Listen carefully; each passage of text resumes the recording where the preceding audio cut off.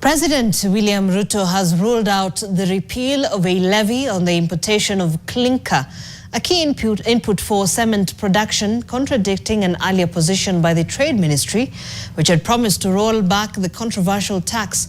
President Ruto was speaking as Bamburi Cement signed a 32 billion shillings deal with Sinoma CBMI Construction for the construction of a clinker plant in Matuga, Kwale County. NTV's Brian George with more.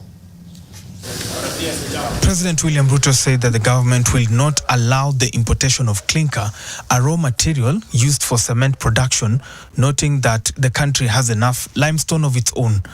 Clinker is mined from limestone, a creamy white or soft grey rock. However, the president said he is not persuaded that the country lacks the capacity to produce its own clinker, noting that the government will continue to restrict imports of the raw material currently managed through the imposition of the investment promotion levy on imported clinker. We have limestone. We have all the other raw materials that are necessary for the production of cement here in Kenya.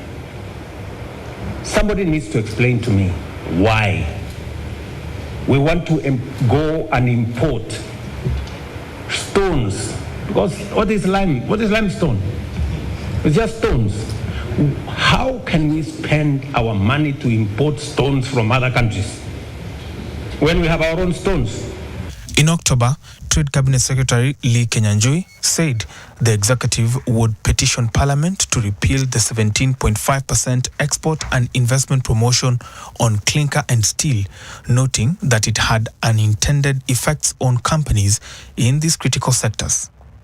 The controversial levy was introduced by the Kenya Kwanza administration in July 2023, rattling the cement sector as clinker imports plummeted from 148,000 tons in 2023 to 10,300 tons last year.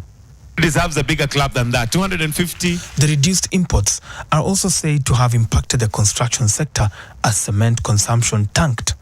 At the time, the levy was opposed by the Kenya Association of Manufacturers (KAM), which argued that it would not achieve its intended goal of boosting local production and exports. Your Excellency, this is a $250 million foreign direct investment, which wouldn't have happened if it was not for the excellent regulatory environment created by your administration and the great support received from all the agencies, both from national level to the municipal level. This project will play a major role in supporting the economy of Kenya and Kwale County, in particular by creating over 10,000 direct and indirect jobs. Thank you. From the construction period, during the installation of machines to the completion of the project. Bamburi Cement announced that construction of its clinker factory would start in the first quarter of 2026 and is expected to be completed by the first quarter of 2028. Brian George, NTV, Nairobi.